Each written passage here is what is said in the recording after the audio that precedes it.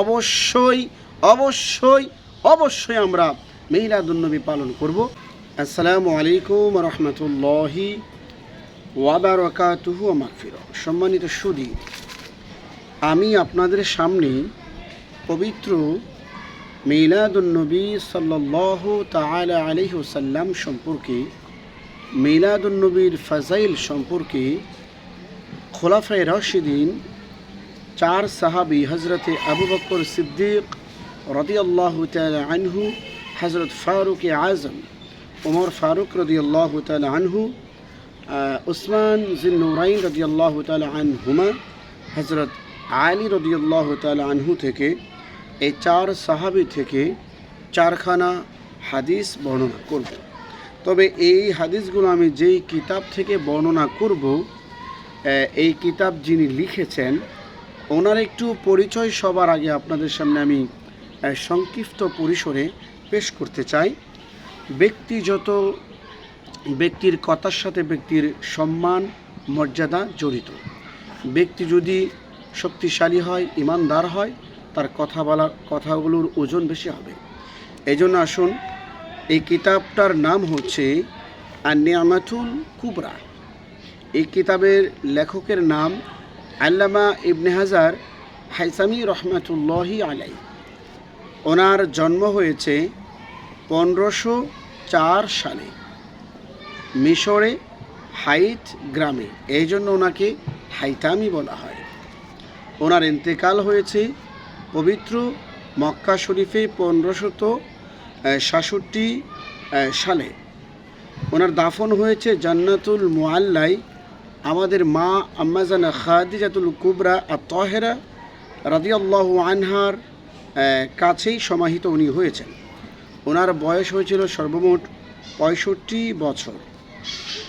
উনি কিতাব রচনা করেছেন। আল্লামা ইবনে হাজার হাইসামি রহমাতুল্লাহ আলাইহি কিতাব লিখেছেন 100টিরও বেশি, প্রায় 150টির মতো কিতাব উনি রচনা করেছেন।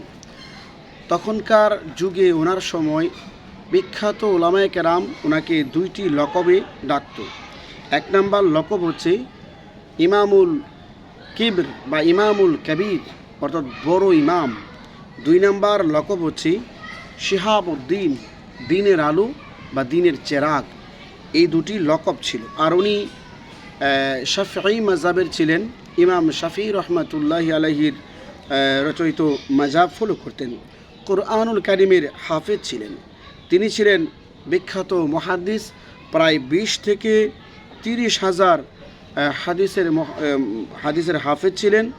উনি ছিলেন সুন্নি আকিদার অন্তর্ভুক্ত। আর ওনার বংশ ছিল আনসার বংশ। মদিনার আনসার সাহাবীদের বংশের মধ্যেই ওনার জন্ম হয়েছে। এবার আসুন, ওনার লিখিত কিতাবের নাম আন-নি'মাতুল কুবরা আলাল আলাম। এই কিতাব নিয়ে, এই কিতাব থেকে হাদিস বললেও অনেক মুনাফিকেরা বলে দুর্বল, এই জন্য ওনার পরিচয়টা আগে তুলে ধরলাম। এবার আসুন, হাদিসকে আমরা পড়ছি। ক্বালা হযরতু আবু বকর as-সিদ্দিক রাদিয়াল্লাহু আনহু, মান আনফাকা দিরহামান আলা কিরাআতি মাউলিদিন নবী সাল্লাল্লাহু আলাইহি ওয়াসাল্লাম কানা রাফিকি ফিল জান্নাহ খলিফাতুর রাসূলিল্লাহ আফদালুন নাস বা'দাল আম্বিয়া সাইয়্যিদুনা হযরত সিদ্দিক আকবর রাদিয়াল্লাহু আনহু বলেন, যিনি পবিত্র মিলাদ ও মাহফিলে, প্রিয় নবীজির মিলাদ মাহফিল উপলক্ষে 1 দিরহাম 4 আনা রূপা অথবা সমপরিমাণ অর্থ ব্যয় করলেন। 4 আনা রূপা অথবা 1 দিরহাম সমপরিমাণ ব্যয় করলেন। তিনি জান্নাতে, আমি আবু বকরের বন্ধু হইয়া আমার সাথেই জান্নাতে থাকবে। বলি সুবহানাল্লাহ। এরপরে দ্বিতীয় খলিফা হজরতে উমর ফারুক রাদিয়াল্লাহু তাআলা আনহু থেকে বর্ণিত, উনি বলেন, মান আযযামা মাউলিদিন নবী সাল্লাল্লাহু আলাইহি ওয়াসাল্লাম ফাকাদ আহইয়াল ইসলাম। যে ব্যক্তি প্রিয় নবীজির মিলাদকে সম্মান করলো, তাজিম করলো, তৌকির করলো, শান মুবারক প্রকাশ দিবস ও তৎসংশ্লিষ্ট বিষয় ওনাকে বিশেষ সম্মান মর্যাদা দিলেন, তিনি মূলত দিন ইসলামকেই আবার জিন্দা করলেন। সুবহানাল্লাহি বিহামদিহি। এরপর উসমান জিন নুরাইন রাদিয়াল্লাহু তাআলা আনহুমা থেকে আরেকটি হাদিস। قال حضرة عثمان ذو النورين رضي الله تعالى عنهما من أنفق درهما على قراءة مولد النبي صلى الله عليه وسلم فكأنما شهد غزوة بدر وحنين। হযরত উসমান রাদিয়াল্লাহু তাআলা আনহু বলেন, যে ব্যক্তি নবীজির মিলাদ ও মাহফিল উপলক্ষে 1 দিরহাম 4 আনা রূপা অথবা সমপরিমাণ অর্থ ব্যয় করলেন, তিনি যেন বদর ও হুনাইন জিহাদে অংশগ্রহণ করার ফজিলত লাভ করলেন। সুবহানাল্লাহি বিহামদিহি।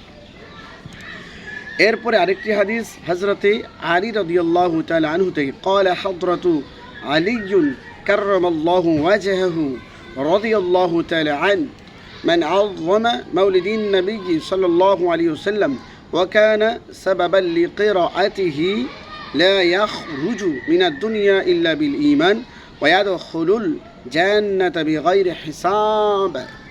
হযরত আলী রাদিয়াল্লাহু তাআলা আনহু বলেন, বাবুল ইলম সাইয়্যিদুনা হযরতে কাররামাল্লাহু ওয়াজহাহু রাদিয়াল্লাহু আনহু বলেন, যে ব্যক্তি পবিত্র মিলাদে রাসূলুল্লাহ সাল্লাল্লাহু আলাইহি সাল্লামার মিলাদুন নবীর মাহফিলে অর্থাৎ নূরে মুজাসসাম হাবিবুল্লাহ হুজুর পাক সাল্লাল্লাহু আলাইহি সাল্লাম নবীজির পবিত্র বিলাদতি শান মুবারক প্রকাশ দিবস ও তৎসংশ্লিষ্ট বিষয় ওনাকে বিশেষ সম্মান মর্যাদা দিলেন এবং এই উদ্দেশ্যে পবিত্র মিলাদ শরীফ ইন্তেজাম করলেন, তিনি অবশ্যই পবিত্র ঈমান নিয়ে দুনিয়া থেকে বিদায় নেবেন এবং বিনা হিসাবে জান্নাতে প্রবেশ করবেন। সুবহানাল্লাহি বিহামদিহি সুবহানাল্লাহিল আযীম।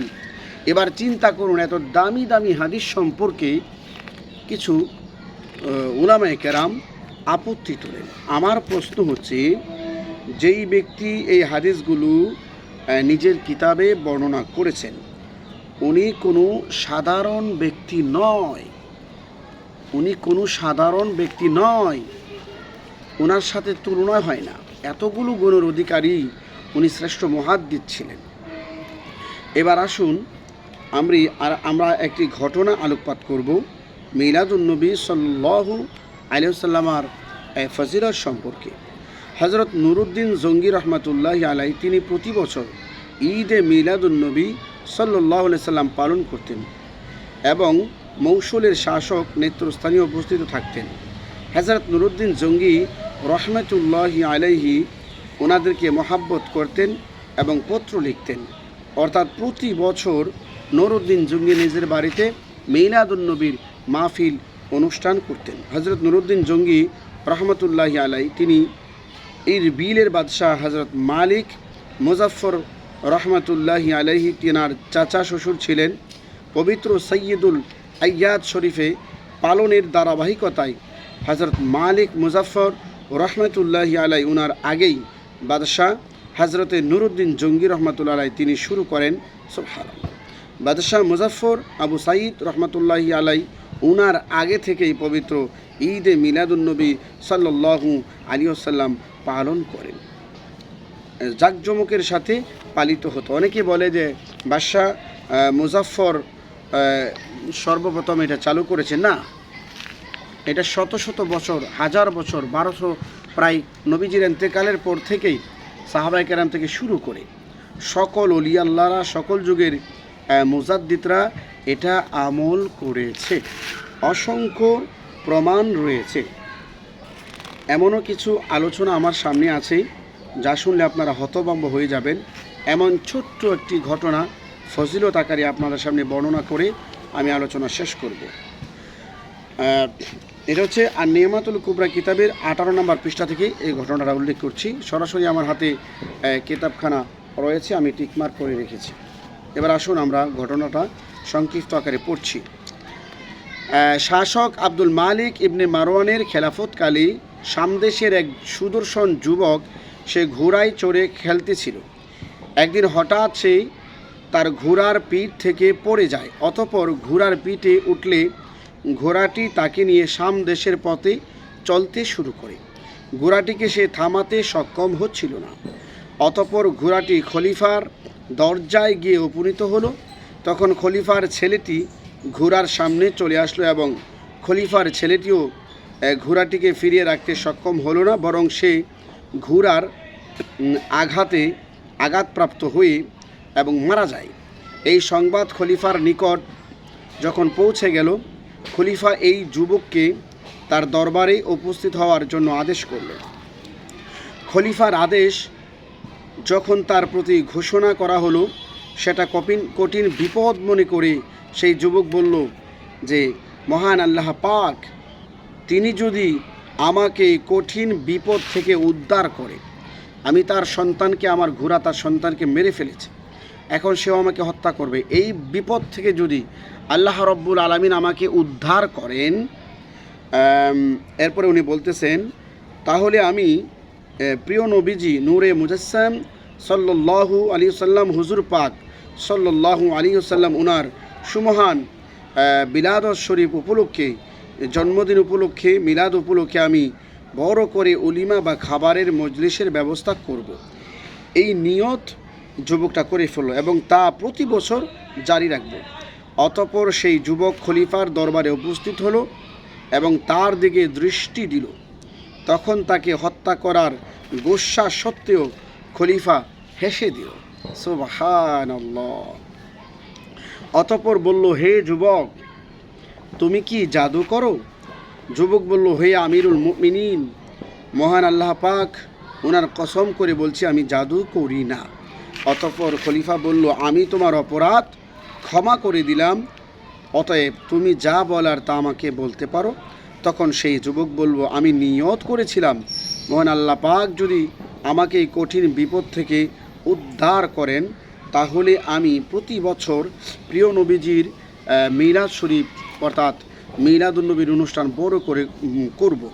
অতঃপর খলিফা পুনরায় বলল, আমি তোমাকে ক্ষমা করে দিলাম এবং তোমাকে সুমহান মিলাদে হাবিবুল্লাহ সাল্লাল্লাহু আলাইহি সাল্লাম ওনার উপলক্ষে 1000 স্বর্ণ মুদ্রা হাদিয়া দান করলাম। সুবহানাল্লাহ। এবং আমার ছেলের হত্যার অপরাধ থেকে তোমাকে মুক্তি দান করলাম। যুবক খলিফার দরবার থেকে পৃথক হয়ে মৃত্যুদণ্ডের শাস্তি থেকে ক্ষমাপ্রাপ্ত হয়ে বের হয়ে গেল এবং সুমহান মিলাদে হাবিবুল্লাহ হুজুর সাল্লাল্লাহু আলাইহি সাল্লাম ওনার বরকতে 1000 স্বর্ণ মুদ্রা গ্রহণ করল। এই বিষয়টি যখন প্রকাশিত হলো, তখন যুবকের সমস্ত ভাই মনোযোগী ও আগ্রহী হলো। আদনান গোত্রের শ্রেষ্ঠতম সন্তান নূরে মুজাসসাম হাবিবুল্লাহ হুজুর পাক সাল্লাল্লাহু আলাইহি সাল্লাম ওনার সুমহান বিলাদত শরীফ তথা মিলাদ শরীফ পালনের ব্যাপারে একত্রিত হলো। কেননা ওনার কারণেই সমস্ত রূহ ও দেহ সৃষ্টি হয়েছে এবং ওনার সম্মানার্থে তারা লাভ করছে জীবন, সম্পদ ও খাদ্য। ইয়ানাতুত তালিবিন 3য় খণ্ড, পৃষ্ঠা নং 613।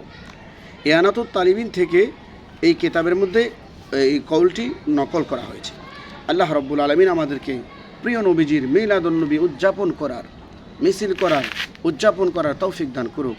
যারা মিলাদুন্নবীকে বেদাত বলে, এদের সাথে আমাদের কোনো শত্রুতাও নেই, বন্ধুত্ব নেই। আমরা প্রিয় নবীজির মহাব্বতে, নবীজির ভালোবাসায় উদ্বুদ্ধ হয়ে মিলাদুন্নবী অবশ্যই পালন করব।